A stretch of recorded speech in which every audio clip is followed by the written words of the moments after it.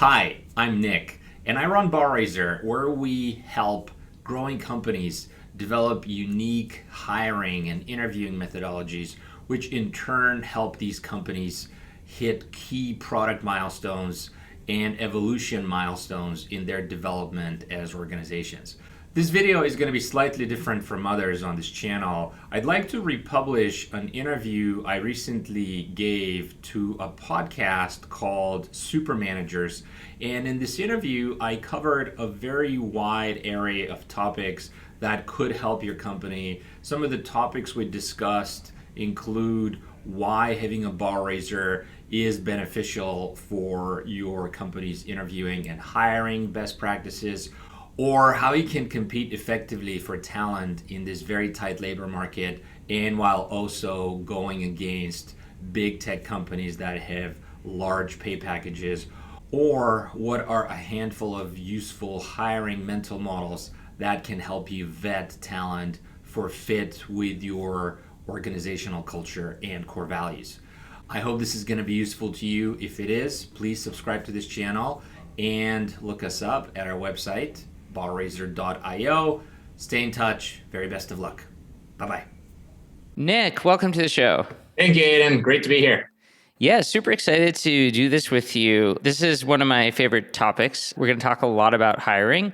But before we jump in, you've had an extensive leadership career. You worked at Amazon as a bar raiser. You've interviewed many hundreds of candidates. You helped launch Amazon Game Studios. There's a lot that we're going to dive into, but what I wanted to do was maybe start from the very beginning. This is one of the things we do on the show, which is like, hi, it's nice to meet you. Tell us about your mistakes. So we like to know when you first started managing or leading a team, do you remember what were some early mistakes that you made back in the day? I first started being a manager / leader in the early 2000s. That's, almost 15 years plus ago. And at the time, I started out as a business development person working for Xbox Game Studios in Microsoft. And there was about 7 of us on the team. Our manager at the time decided to move on, and the job was open. I threw my hat in together with a bunch of the former peers of mine, and I was the person who won the role. I was thrilled for a little bit, but then I clashed with the challenges of being a manager. And in particular, I found it very hard to transition from being a former peer with my team to being a new manager. I've made, to answer your question, every single mistake in the book and more. One of the biggest mistakes I made at the time was I was trying to be liked by my former peers. I was trying effectively even to mollify them, if you will, that they were not the chosen ones for this role and I was. And that's obviously a very big mistake. You don't need to be a best friend with someone who works for you in order to earn their respect.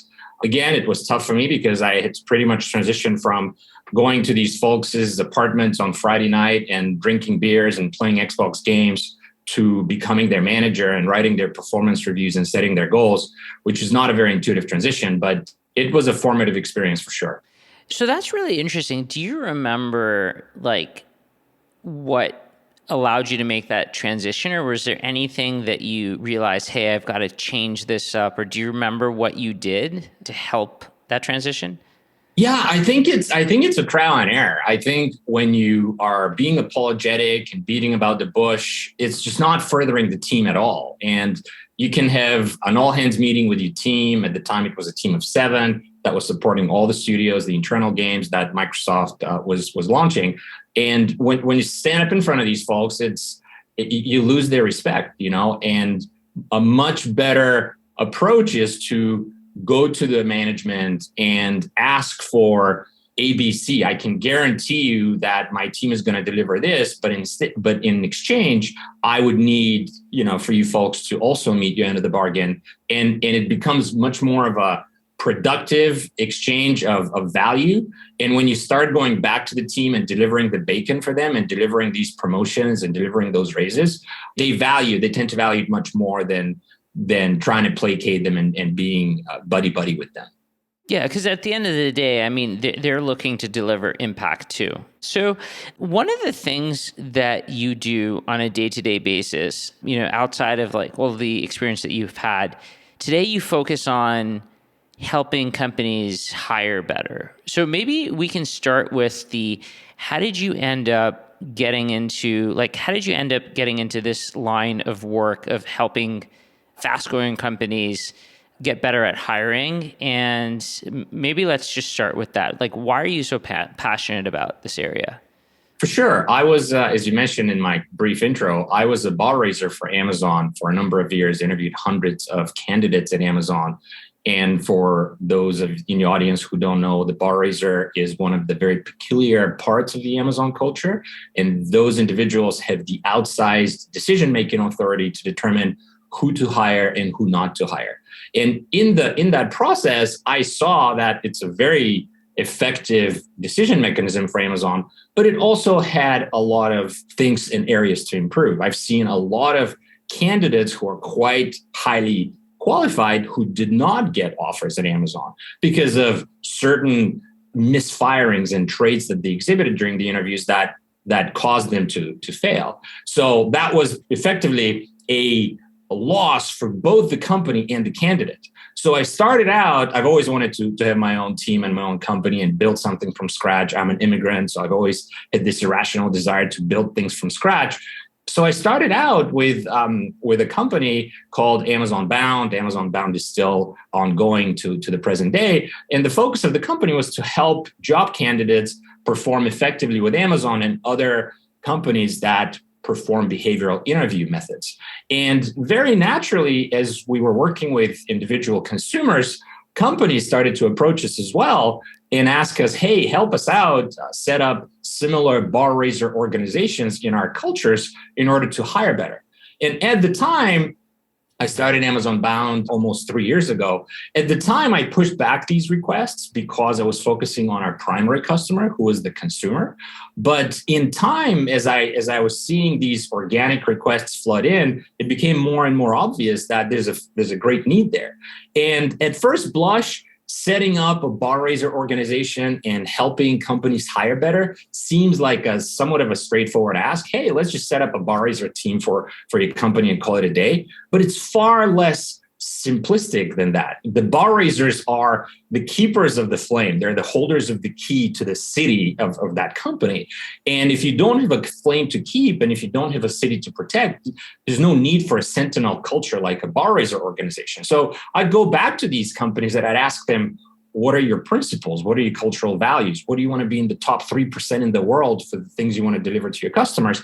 And oftentimes they didn't get good feedback because they haven't been thinking very clearly about those issues. And at the time, again, I decided to focus on the consumer aspect of the business. But then 3 years, you fast forward to today, we've collected a fair amount of wherewithal and we started a dedicated B2B part of the business to companies. And as they say, the best way to start a B2B product is to first prove it out on a B2C level and scale it as a B2B endeavor. So that's how we are working with a number of scale-up teams right now, mostly in the tech space, and we're helping them improve their growth prospects by putting together solid hiring practices that are built from the ground up in congruence with their particular culture. One of the things that's a hot topic now is the concept of eliminating bias. So one of the things that you recommend, and you have a bunch of strategies around this, what do you recommend to hiring teams that want to really eliminate bias from the process? Like, what are some things that people can do? Yeah, unfortunately, there's a lot of biases that we commit in our professional lives. And the troubling part is we're not aware of them. There needs to be in my opinion, a very deliberate process and method to eliminate those biases one at a time. A lot of hiring biases today would include things like urgency bias, where hiring managers need to put a warm body in the chair because they're facing a number of deliverables and tight schedules and so on and so forth. Another type of bias that people often commit is the confirmation bias. That's the bias where interviewers taint other interviewers about their opinion for the candidate before the other interviewers have even had the chance to talk to the candidate. Unconscious bias is another type of bias that could be rather deadly.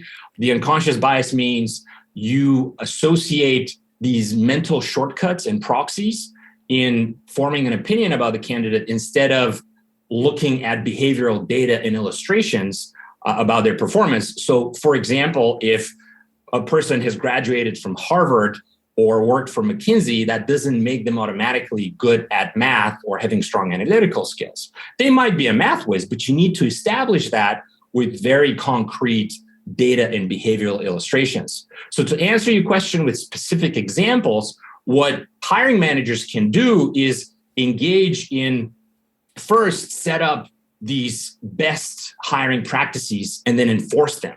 And those practices, again, they're built from the ground up, and they're trying to tackle one of these biases at a time. So for instance, the confirmation bias, a couple of specific steps companies can take is, one, disallow interviewers to see other people's feedback before they vote. So you have to submit a written feedback with a hire, no hire recommendation before you even see how other people have voted. Another mechanism you can use is during the interview debrief, you should push your most junior level people to speak first and express their opinion first. And you should ask the senior most people, the VPs and whatnot, to speak last. Those are specific steps you can take to tackle the confirmation bias. In terms of the unconscious bias, that's the... Yeah, I was going to say, like, before we talk about unconscious bias, I think like this is really awesome, right? Because let's contrast this to the way that I think a lot of debrief sessions happen. So I think certainly I've been in debrief sessions like this where we just finished talking to a candidate, everybody gets on the phone, debrief. So what did everybody think, right? And then someone might say something like, I don't think this person is cut out for like this role.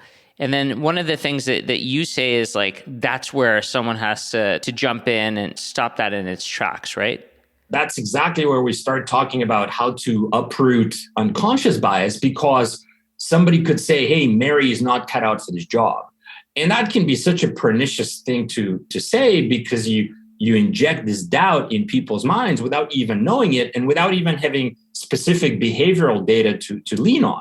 So you as a bar raiser, or you as the culture keeper, if you will, should interject pretty much like in a Hollywood film. You're the attorney and you yell, objection, Your Honor, this evidence is non-relevant. You should object and you should say, hey, why is Mary not qualified for this role? I need you to restate your objection using data. And it's okay to have a doubt. It's okay to express a hypothesis that you're not sure about, but you need to be very, very concrete. To give you an example, maybe in one of your interview questions to Mary, she described a case where she took 3 months to choose who to award a contract to. Like, she maybe looked at 4 vendors and she took a number of months to decide who's the winning vendor. And in this new job that you're interviewing for, you need this new hire to express rapid decision-making on a daily or weekly basis. So based on how you saw Mary handle this vendor decision, you have strong doubts that she'd be a good fit. And that's totally fine. But you should articulate the behavioral underpinning that you saw take place, and then present that to the group in terms of a question, in the form of a question of, hey, has anybody else seen something like this? So that is perfectly acceptable to express doubt and be devil's advocate, but you cannot do so in the form of unconscious bias of using statements like, well, it feels like, my gut is like, I'm worried about. These things are not cured overnight. It's a best practice that you need to have the gumption and the wherewithal to put in place first, and then to reinforce on a daily basis with every single interview that you go through. Yeah, this is so important because, so people, again, like today, you might get on a call, do a debrief, and then everybody starts talking and everybody's a little bit different. So, your opinions, you might have an opinion, but then here's someone else's, and then you're swayed by the more charismatic person, or like maybe the more senior person. And all of a sudden, all you've done is you've just done groupthink. So one of the things you recommend is everybody write feedback, send it to the hiring manager so that we have everyone's opinions untainted. And then you get together and then you can discuss after everybody has submitted. And do you get a chance to like read each other's comments as well after they've been submitted? Yeah. Absolutely. So it really depends on what kind of technical mechanism you establish, but it's highly advisable that you read everybody else's feedback before the start of the meeting. Or if you don't have the time, you spend the first few minutes of the debrief meeting reading everybody else's feedback in silence. And then the bar raiser, one of the mechanisms that bar raisers engage in quarterbacking the decision is in a Socratic fashion, going around the table and saying, hey, now that everybody else has read people's feedback, I want you to go over a few things. One, what's this person's biggest strength? Two, what's this person's biggest weakness? And three, having read everybody else's feedback, do you keep your vote or do you change your vote? And then you push, again, in a Socratic fashion. You have the junior most people go first. Everything is based on data as best as possible. And you reach an unbiased as best as you can decision based on feedback in specific areas that other people have reviewed and not tainted each other. And you use the debrief to put together that behavioral countenance of the candidate as best as you can. Yeah, I guess like the worst possible outcome is you don't get submit written feedback. You get on a debrief. The most senior person says, I have a feeling that this person isn't cut out to do this job, doesn't state a reason or data, and the whole process is completely ruined. So yeah, and you as the bar raiser, you have to step in and then even counsel, even mentor the senior most person who committed this after the debrief and say, hey, even though there might be multiple layers you're senior, say, hey, this is not a substantive feedback. And going forward, you should engage in practice A, B, C and abandon practice D, E, and F. So everything is should be as best as you can, based on enforcing behavioral standards and data and best practices. Yeah, this makes a lot of sense. And it was very interesting. So that's what the role of the bar raiser would be, is use Socratic method, ask questions, and make sure people are arriving at those answers. I think they have the right to veto a decision, but ultimately, like, that doesn't happen very often. But the hiring manager is the decision maker, right? Like, other people can put their opinions in, but the hiring manager makes the final call. Well, it really depends on what type of hiring culture the organization wants to instill. Some hiring cultures that I've seen work well point to the fact that the bar raiser should have the outsized, the kind of unmitigated authority to make or break the hiring decision, because usually the bar raiser would not come from the same team who interviews the candidate. So this person, by the virtue of coming from a different team, they have eliminated a number of these biases that other people on the team would have. So the bar raiser is effectively, they have the you shall not pass kind of veto. And of course, the hiring manager needs to agree as well. But the bar raiser is the one who can veto everyone. But then to answer your question, if you are an effective bar raiser, you should convince others of your opinion, right? It's not about you being right. It's about you reaching through to the other people on the loop and using data and behavioral examples to change your mind if you have to, right? The point is for you to push for these best practices, whatever the hiring culture is that you've instilled in your company, and get to that data-driven, illustration-driven decision and be the guardian of the process and improve the process in time. Do you find that in practice, there are a lot of cases where the hiring manager will make a decision that is like counter to most people's recommendations? Like, does that happen a lot or not really? Absolutely. I mean, people come to these interviews with, as you said, with their personal agenda, and we're all different and personal opinions. And there's a number of different permutations that can happen. The hiring manager could be opposed to the hire. And if you're a bar raiser and if you're inclined to hire this person, but the hiring manager isn't, there's no point to ram this person down the team's throat, because you effectively are setting the candidate for failure going forward if you cannot convince the team that they should be a hire. You could take that person and then earmark them for potentially another role for another team with the company. Conversely, when the hiring manager really wants to hire somebody and you as the bar raiser disagree, it's up to you to hold that line and disallow the bar to be lowered, the hiring bar, however your company defines it, to be lowered. So it's challenging that, again, you cannot just bully people around with a decision. You have to convince them that whatever decision we make as a team is based on data and is based on a culture fit. And then you have to look at the candidate, help everybody understand if this candidate raises the bar or not. And then if they don't raise the bar, then it's somewhat of a more straightforward decision of you kind of having backbone and not yielding to the urgency bias, to the confirmation bias, so on and so forth. If the team, on the other hand, doesn't want to hire the person, you have to be their ambassador, if you will, and help them, live to fight another day, and maybe have other teams at the company look at them for different roles. Right. So you mentioned that you have to make sure that the person raises the bar. So how do you determine what the bar is? This is, again, there's no one size fit all for companies. I think it's very, very important to build something that is aligned with the culture of the company. Having a bar is one of those good mental mechanisms when you hire that helps you almost irrespective of what the situation is or what your line of business is. The area where having the bar helps is because you set clear standards, whatever those are for the company, whether for example, at Amazon, you need to be better than half of the other people who are working at this level. At other companies, you might have to meet a certain level of criteria if you don't want to pit people against each other, so on and so forth. But setting the bar clearly helps you eliminate some of these hiring biases, again, where, for example, you can have a cohort of candidates. In lots of companies, they tend to compare the candidates against each other. And that's truly a faulty practice, because you might have a cohort of people who are all substandard, and then you are making a poor decision. And if they're all below the bar, you should hire none of them. Or you might have a cohort of candidates that are all exceptional. And if they're above the bar, you should hire all of them. How do you stack rank the Beatles, for example, right? They're all exceptional.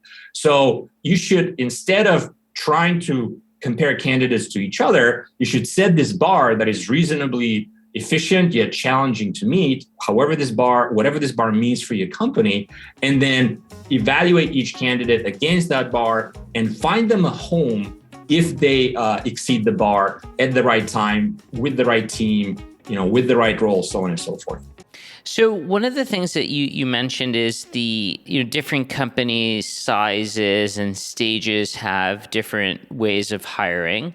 So I think, for example, if you're like a 3-person company and you just started, this might be overkill. So maybe you can elaborate, like, what kind of a hiring process do you think works at different size companies? Absolutely. I've been very fortunate in my career to have a very diverse set of experiences. I started the first 20 some years of my professional life working for big tech companies like Microsoft and Amazon.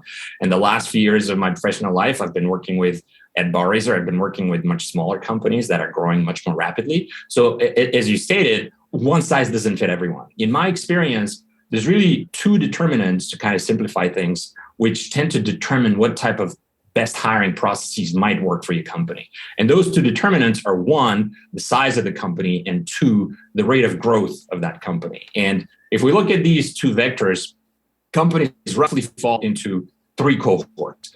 Starting with cohort 1, those are startups, as you mentioned, companies with smaller staff. Usually those are companies of fewer than 200-300 people. Those are startups that grow very rapidly. And then for those folks, the best hiring practice tends to be give the untrammeled decision-making authority to the founders. Because the founders, they have the magic for the company. They know who fits and who doesn't fit with their culture. And they also have the decision-making authority to let someone go should they make the wrong hiring choice. And they care to do so because the company is their baby. So the best hiring process, for example, for a small startup that's growing rapidly, is to effectively let the founders or the founding team have one-on-one engagement with every candidate who's being hired.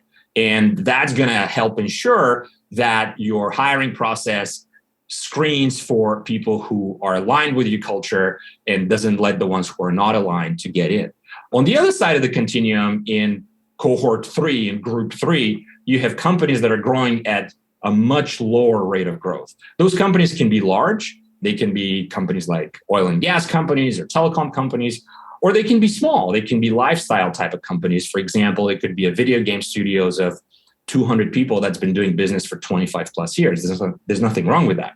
So those companies, they don't have the need for rapid growth, and they can afford to take their sweet time in evaluating for that culture fit, for that for that culture alignment. Some of the best hiring practices that these folks tend to engage in are trial employment, for example. Those companies, they love to start someone new as a contingent staff employee or an intern, and after a few months, once they've proved their mettle, convert them to a full-timer.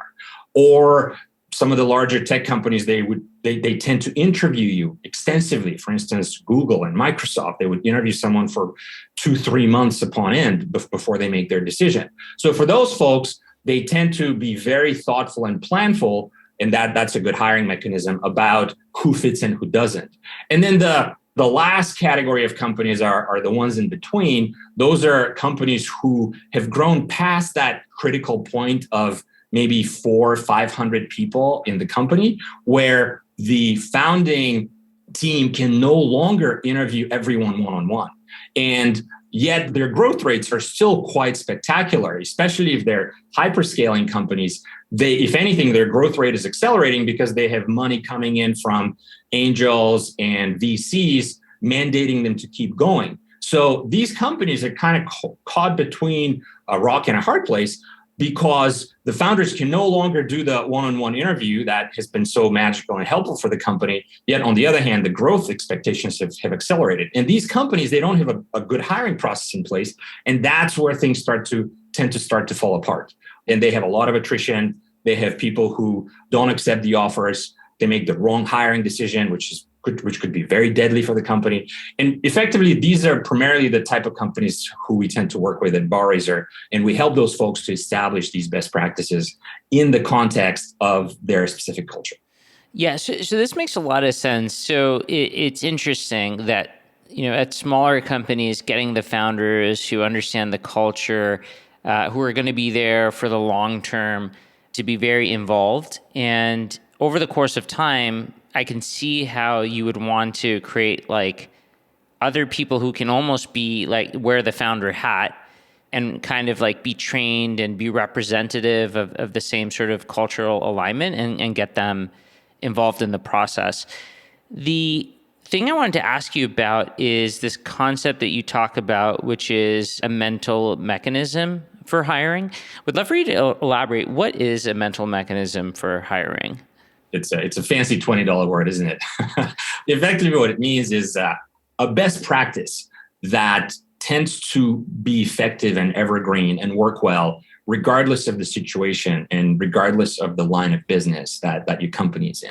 So to give you specific pragmatic responses to the question you posed, there's a number of various hiring mechanisms, mental mechanisms. One of them is to prefer the false positive decision. A false negative mistake versus a false positive mistake. What does that mean? A false negative mistake means that you don't hire somebody who would be a fit with your culture, versus a false positive mistake, that means you hire somebody who's not a fit. The reason why that's relevant is because making the wrong hiring decisions and bringing somebody in who's not a fit can be very, very expensive. I'm going to share a number of data points which are not confidential at all. These are widely known in the industry, but on average, if you hire the wrong engineering talent, engineering individual, that's going to cost you over 6 to 12 months to let that person go, close to $250,000 or more. Or if you hire the wrong salesperson with their sales quotas in a B2B company, that can cost you anywhere from $1 million plus to teens of millions of dollars per year. So these types of false positive mistakes are very, very deadly. And as a result, a lot of companies, they establish the mental mechanism of, if we are on the fence about a candidate, we will vote no. And that's what we all agree with as a culture, and that's what we move forward with. As they say, when there is doubt, there's no doubt. Another mental mechanism, which is more tactical in nature, is to put together, as you mentioned earlier, a best plan, a best process of putting down notes in writing as you interview the candidate, so you can eliminate the memory recollection and the he said, she said type of environment. So that after you finish the interview, you have to convert those written notes into a written hire or no hire recommendation with specific justification behind it, and submit that hire or no hire recommendation either to a central repository or to an independent person who's going to collect everybody's feedback within 24 hours. That's the best practice. Another I mean, there's countless other examples, but I'll give you maybe one more. Another example for a good hiring mechanism is to make sure that you have a shadow program for new interviewers who arrive at your company, and put together a relatively stringent plan of having a newbie shadow an X number of interviews and participate as a fly on the wall in X number of interview debriefs before they're allowed to express a firm written opinion behaviorally about a new hire. And this has nothing to do about this has nothing to do with the person having hiring experience and interview experience or not. They could have ample hiring experience or interviewing experience outside of your company. That is irrelevant, right? Because they might come from a very different culture. So you need to institute this kind of onboarding mechanism, if you will, as much as you can, irrespective of the level of experience of your new hires, and make sure again that they understand your culture clearly and they're prevented as best as possible from making false positive mistakes. Yeah, this is super interesting. From we've all been in hiring committees where you're just kind of on the fence with a candidate. So in situations like that, if you're on the fence, like you said, if there is doubt, there is no doubt. And I think that makes a lot of sense. Another way that I've heard that is that there's got to be at least one person that has very strong conviction. If there's nobody that has very strong conviction, it's probably not worth the risk because of what it can cost companies by making the wrong. It's a lot worse to hire the wrong person than rather wait another even month or 2 months to hire the right person, because you're actually going to lose more than that in time and dollars if you make the wrong call.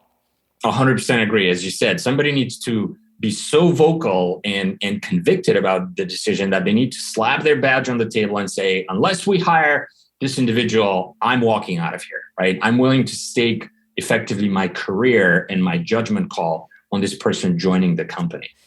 And you need to build that balance. And again, you need to base it as much as possible on how well this person aligns with your culture. So, Nick, there's different opinions about this, but because you've worked at, a lot of different companies who do this well, but also you've worked with a lot of companies, what is the success rate of hires going through this method? How good can it be? Is good 50-50? Can it be 70% good? And how do you determine success rate? There's no prescriptive percentages here, but I'll share with you a few different examples, right, where it's somewhat wasteful to over-index on false negative decisions, but it protects your culture, right? And if you put together a strong culture in place that you advertise as your best go-to-market with new talent, go-to-market strategy, you will tend to attract new candidates over and over again. And also, if you hire somebody, that doesn't mean that you can prevent them from interviewing and being hired with your company a few months down the line, because we all change, right? We all accumulate new experiences. You need to keep a permanent file of every candidate you talk to, and then you monitor their evolution in time. But you absolutely have to stay firm and define that bar, whatever that bar is. If it's 50-50, it's unlikely that this is going to be the right decision. If it's somewhat higher than that, you need that very firm commitment from the team or the bar raiser on what are you going to do to ensure that this person is a fit with the culture and you've set them up for success. And if God forbid there's people agree to disagree and you're willing to maybe squint your eyes and take a flyer on someone, then you need to have a very clear plan of what is your unwind decision. How are you going to let the person go if they don't meet your criteria and your standards? But you have to have some sort of a bar that you have agreed to ahead of time, and you make that bar as objective as possible. And if you do this correctly, how often do the candidates that you hire end up working out and being successful hires, do you think? If you do this effectively and you change it in the context of your own culture, the likelihood that this works out is better than 50-50. Obviously, there's no guarantees, but let's take Amazon as an example. People can disagree with their culture and the way they do business, but it's undeniable that whatever the latest number is, they hire 1.2 million people now, and they've scaled quite spectacularly from being a small company to the company they are today.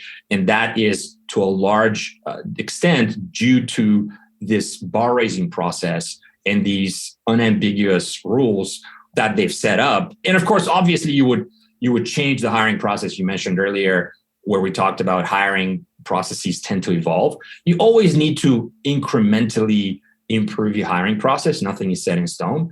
But once you set that northern light of here's my culture, here's what I'm not willing to compromise with, here's some mental mechanisms that I believe work. And then, of course, I'm going to monitor the performance of the hires that I bring on board via this method. And as you evolve the company, the likelihood that you're going to succeed in finding good people is quite high. I mean, a good litmus test is, are you willing to walk away from someone and it hurts, and you're willing to walk away from them because they haven't quite met your bar? Frequently for senior roles, for key roles, it's not uncustomary to wait for the right person for 6, 9, 12 months upon end. You don't need to rush into these hiring decisions because, again, you haven't built this company, this culture for the short haul. You're building it for the long haul. And as Evernote used to say, you've built a 100-year company, and waiting another 9 or 12 months for the right person is nothing in comparison to the benefit that they're going to bring to the table once you convince them to join your team. You've identified them and you turn them into a hire.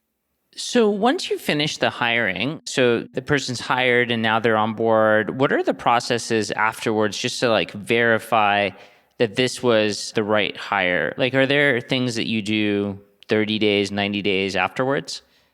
Yeah, for sure. This again goes into a number of steps you would put in place to ensure that this person is a good fit and they're set up for success. But usually a good practice is to set up what some companies call a launch plan, where you clearly identify, as you said, the 30, 60, 90-day plan for the person. You pair them up with a launch buddy, with somebody who's effectively a mentor, an unofficial mentor, or a peer-to-peer mentor. You also communicate with them very, very frequently. The culture and the values that we've been talking about, they manifest itself in hiring, but they also have to manifest themselves in everything that the company does in terms of what type of projects the company invests in, who they promote, how they pursue their next best strategy, so on and so forth. So if you set these very clear numeric goals and they're very specific and you put them in different buckets of, here's some maybe rhythm of the business goals, here's some long-term strategic goals, all of these goals are quite measurable.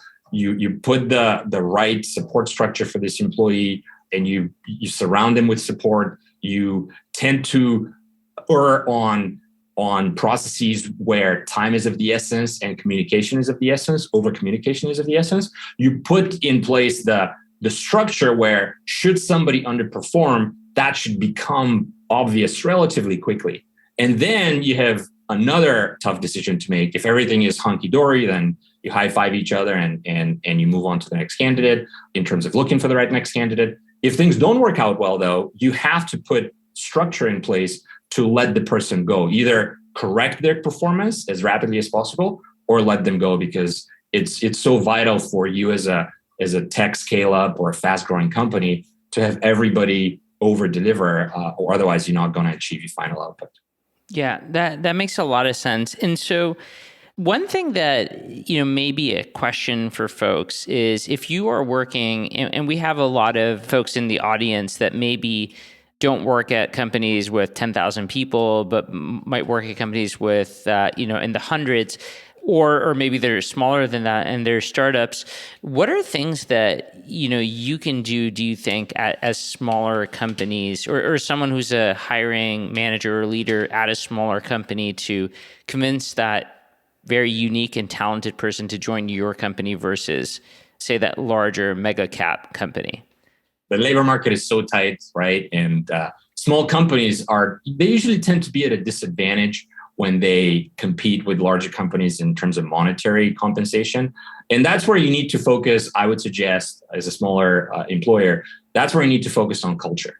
And that's where you need to focus on things that don't scale. As Paul Graham says of Y Combinator, large companies cannot afford to work on things that don't scale. And to give you a specific example to your question, a few examples, what this means is focus on very customer obsessed process of interviewing the candidate and then onboarding the candidate. This potentially could mean finding out what are the candidate's hot buttons that are non-monetary and completely customize an offer that a large company cannot afford to make. So for example, if this person is a go-getter who wants to work on critical path projects, I mean, give her as much rope as she can handle on right out of the gate and allow her to spread her wings and perform. Whereas in a larger company, she'd be expected to maybe earn her kind of keep and quote unquote, and not be given that opportunity to rise, right, and perform. A different example could be now in a work from home, remote work type of model, allow this person to be as flexible as he or she would desire. A third example could be very open about the type of monetary upside that this person might forego accepting an offer by a FAANG company, by Meta or someone else. And when you invert these problems and turn them into a benefit for you, and if somebody's willing to mortgage their future for $85,000 in extra salary annually, then you actually might be better off to let them go. And that might have prevented maybe a false positive decision from taking place. And when I keep harping on cultural advantages over monetary advantages, I don't mean to imply that small companies should not pay their employees well. I mean, obviously, sit down with these employees and paint to them would-be employees and paint to them a very clear picture of what would happen if your company continues to accelerate and scale and hit that product market fit and get to a hyperscale stage. In that case, the monetary benefit of that your company would provide to this person would likely exceed the monetary benefit, from a FAANG company. But again, appeal to the right cultural fit for these employees. And if in a worst case scenario, maybe tell them that, hey, if you join my team in the next year, you're going to grow as much as the stuff that you'll do for Meta or Google or Amazon for the next 12 years. So come join the team, learn, grow. And then if you want to go work for a large team, a large company a year or two later, knock yourself out. And after working for us for a year or two, you're going to get a much better offer there and you're going to further your own, position with them. So try to focus on a right cultural fit and always invert and be flexible as much as you can. Yeah, that makes a lot of sense. So Nick, we're just coming up on time here, and we've talked about a lot of different things. We talked about how to eliminate bias. We've talked about different hiring processes at different stages of companies. We've talked about mental mechanism. My favorite one from today is like, when there is doubt, there is no doubt. I really like that in the context of hiring. And of course, how small companies can compete with larger ones. So one question that we like to ask as a final question for all the guests on the show is for all the managers and leaders constantly looking to get better at their craft of managing and leading teams. Are there any final tips, tricks, or words of wisdom that you would leave them with? If I were to start with just one summary advice for everyone is hiring is likely the top competency that you're going to develop in your company that's going to enable you to succeed in the long run. Do not compromise with it. Do not rush into anything. Take your time. Build a hiring best process that is aligned with your culture. Do it in time, iterate on it, and you're going to be amply rewarded. And then in terms of specific maybe areas and resources you can go look to find ideas to inspire you to do so, we're continually learning as we've been discussing so far. So some good sources and areas of information could be go talk to your employees. You'd be surprised about the wealth of ideas that they have to improve your company if you're willing to listen. Go talk to other colleagues that you have from different businesses. Listen to podcasts like Supermanagers. Books are always a great resource. I recently finished a great book by Frank Slootman, the CEO of Snowflake. It's called Amp It Up. And in the book, he gives a number of really good cultural points of how you can, among other things, you can bet on other people's conviction, even if it runs counter to your conviction. And you should, again, embrace those different viewpoints and gamble with people, give them the benefit of the doubt, bet on them, iterate, and hopefully good things are going to follow. That's great advice and a great place to end it. Nick, thanks so much for doing this. Thank you, Aiden.